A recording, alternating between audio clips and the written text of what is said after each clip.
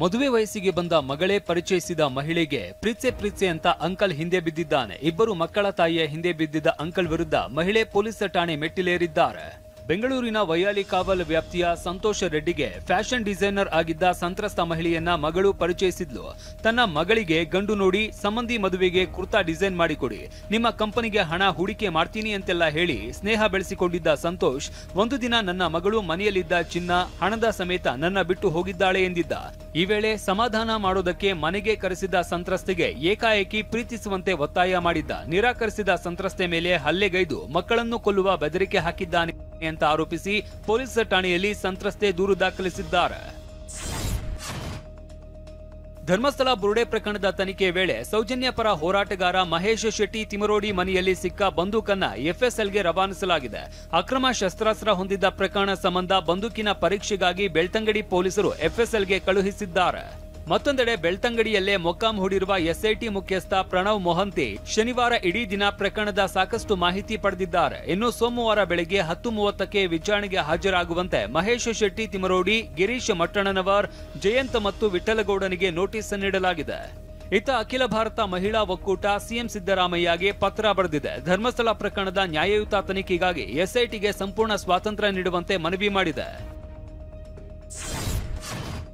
ಕೋಲಾರದ ಮಾಲೂರಿನಲ್ಲಿ 3,000ಕ್ಕೂ ಹೆಚ್ಚು ಗಣವೇಷಧಾರಿಗಳಿಂದ ಆರ್ಎಸ್ಎಸ್ ಪಥಸಂಚಲನ ನಡೆಸಲಾಗಿದೆ.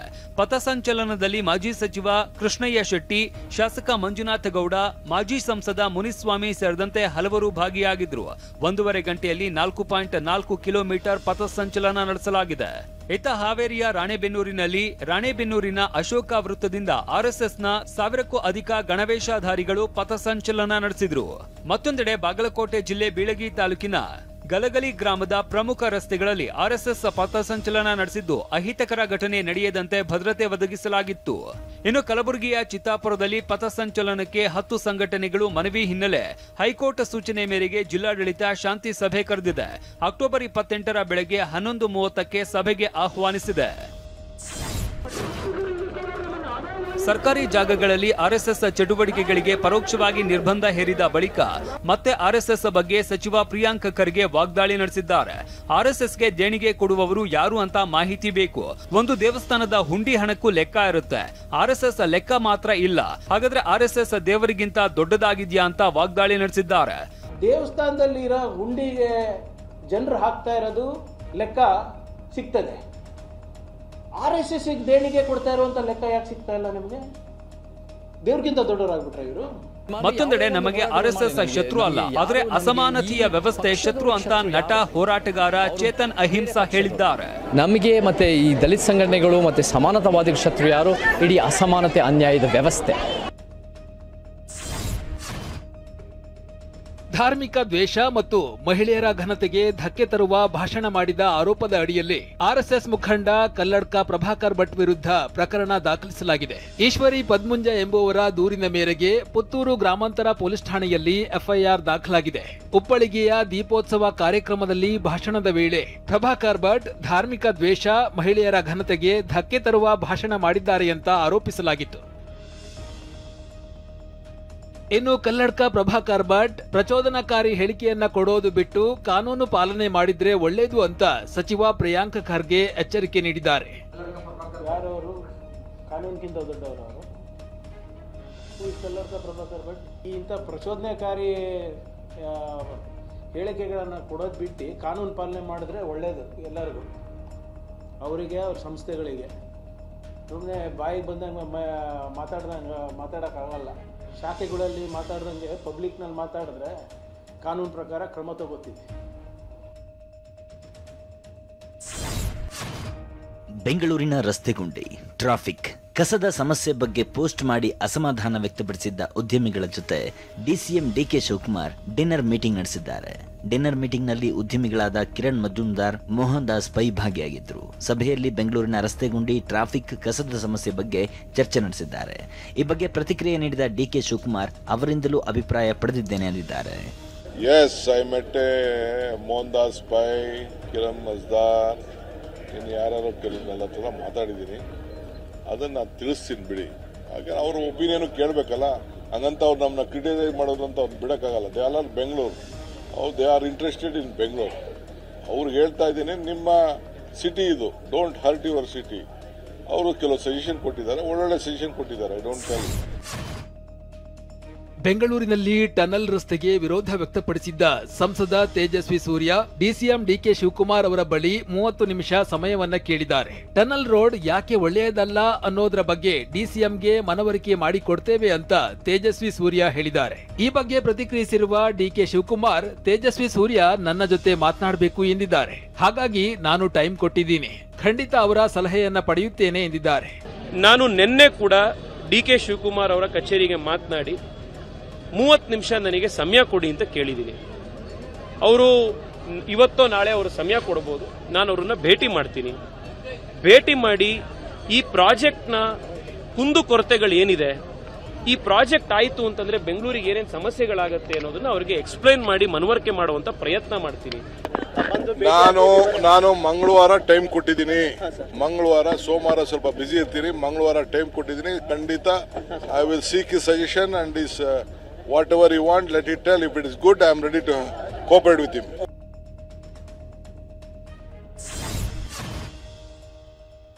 ಸಿದ್ದರಾಮಯ್ಯ ಬಳಿಕ ಅಹಿಂದ ಸಂಘಟನೆಯನ್ನ ಸತೀಶ್ ಜಾರಕಿಹೊಳಿ ಮುನ್ನಡೆಸುವ ಬಗ್ಗೆ ಯತೀಂದ್ರ ಹೇಳಿಕೆಗೆ ಸಿಎಂ ಪರೋಕ್ಷವಾಗಿ ಒಪ್ಪಿಗೆ ಸೂಚಿಸಿದ್ದಾರೆ. ಈ ಹಿಂದೆ ನಾನು ಅಹಿಂದ ಸಂಘಟನೆ ಮಾಡುತ್ತಿದ್ದೆ, ಈಗ ಸತೀಶ್ ಜಾರಕಿಹೊಳಿ ಅಹಿಂದ ಸಂಘಟನೆ ಮಾಡುತ್ತಿದ್ದಾರೆ ಅಂತ ಯತೀಂದ್ರ ಹೇಳಿದ್ದಾರೆ ಅಂತ ಸಿಎಂ ಹೇಳಿದ್ದಾರೆ. ಆದರೆ ಲೀಡರ್ ಮಾಡೋದು ಹೈಕಮಾಂಡ್ನವರು ಅಂತ ಸಿಎಂ ಹೇಳಿದ್ದಾರೆ.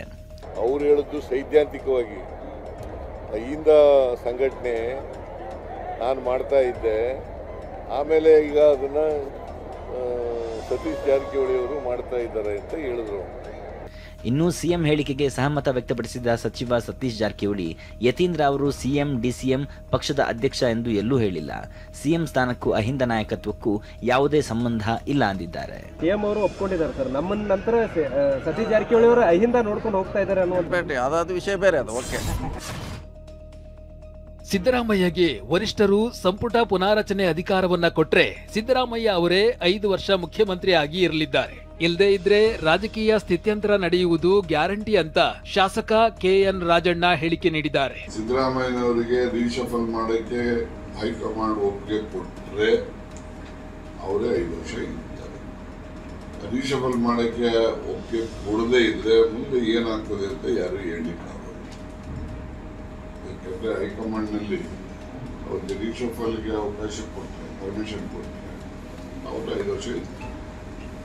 ಅವ್ರಿಗೇನೋ ರೀಶಫಲ್ ಮಾಡಲಿಕ್ಕೆ ಅಥವಾ ಎಕ್ಸ್ಪಾನ್ಷನ್ ಇನ್ನೊಂದು ಏನೋ ಅವ್ರ ತಲೆಯಲ್ಲಿ ಏನಿದೆ ಅದನ್ನು ಮಾಡಲಿಕ್ಕೆ ಹೈಕಮಾಂಡ್ನವರು ಅವ್ರಿಗೆ ಒಪ್ಪಿಗೆ ಕೊಡದೇ ಇದ್ದಾಗ ಆಗ ಪೊಲಿಟಿಕಲ್ ಡೆವಲಪ್ಮೆಂಟ್ಸ್ ಇನ್ಎವಿಟಬಲ್ ಅಂತ ಆಗ್ತದೆ ಅಂತ ನನ್ನ ಒಂದು ಅಸೆಸ್ಮೆಂಟ್ ಅಷ್ಟೇ, ಯಾರು ಹೇಳೋದು.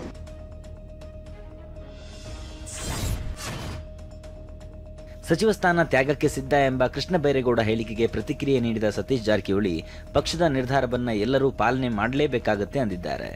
ಇನ್ನು ನಾನು ಕೃಷ್ಣೇಗೌಡ ಇರಬಹುದು, ದಿನೇಶ್ ಇರಬಹುದು, ಪಕ್ಷ ಸೂಚನೆ ಕೊಟ್ಟರೆ ಎಲ್ಲ ಕೆಲಸವನ್ನು ಮಾಡಬೇಕಾಗತ್ತೆ. ಉತ್ತರ ಕನ್ನಡದಿಂದ ಸ್ಪರ್ಧೆ ಮಾಡು ಅಂದ್ರೆ ಅದಕ್ಕೂ ಸಿದ್ಧವಿರಬೇಕು ಅಂದಿದ್ದಾರೆ. ಪಕ್ಷದ ಕೆಲಸ ಮಾಡು ಅಂದಾಗ ಇಲ್ಲ ಅನ್ನಕ್ಕಾಗುತ್ತೆ? No, everybody has to follow. ಅದು ನಾನಿರ್ಬೋದು, ದಿನೇಶ್ ಅವರು ಇರ್ಬೋದು, ಬೈರೇಗೌಡರು ಇರ್ಬೋದು, ಎಲ್ಲರೂ ಕೂಡ ಪಕ್ಷ ಏನು ಹೇಳುತ್ತೆ ಎಲ್ಲದಕ್ಕೂ ನಾವು ಸಿದ್ಧರಿದ್ದೇವೆ. ಶಬರಿಮಲೆ ಅಯ್ಯಪ್ಪ ಸ್ವಾಮಿ ದೇಗುಲದ 4.5 kg ಚಿನ್ನ ನಾಪತ್ತೆ ಪ್ರಕರಣದ ತನಿಖೆ ತೀವ್ರಗೊಂಡಿದೆ. ಚಿನ್ನ ಕಳ್ಳತನ ಪ್ರಕರಣ ರಾಜ್ಯಕ್ಕೂ ಲಿಂಕ್ ಆಗಿದೆ. ಬೆಂಗಳೂರಿನ ಶ್ರೀರಾಂಪುರದಲ್ಲಿರುವ ಆರೋಪಿ ಉನ್ನಿ ಕೃಷ್ಣನ್ ನಿವಾಸದಲ್ಲಿ ಶನಿವಾರ ಕೇರಳ ಎಸ್ಐಟಿ ಶೋಧ ನಡೆಸಿತ್ತು. ಈ ವೇಳೆ ಸುಮಾರು 177 ಗ್ರಾಂ ಚಿನ್ನ ಮತ್ತು ದಾಖಲೆ ಪತ್ತೆಯಾಗಿದೆ.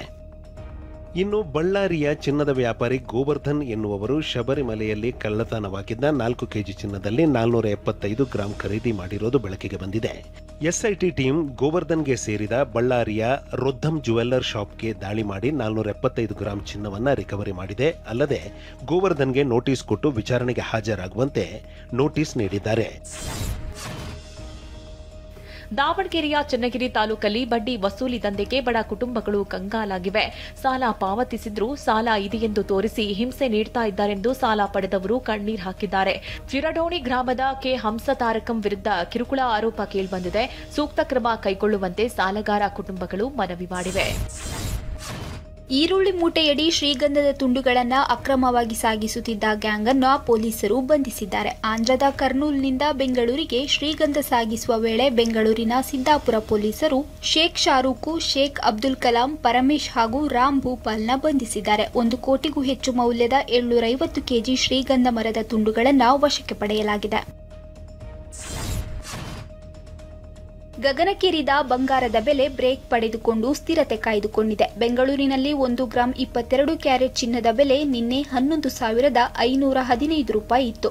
ಇಂದು ಕೂಡ ಅದೇ ಬೆಲೆ ಇದೆ. 24 ಕ್ಯಾರೆಟ್ 1 ಗ್ರಾಂ ಚಿನ್ನದ ಬೆಲೆ ನಿನ್ನೆ 12,562 ರೂಪಾಯಿ ಇತ್ತು. ಇಂದು ಕೂಡ ಅಷ್ಟೇ ಇದೆ.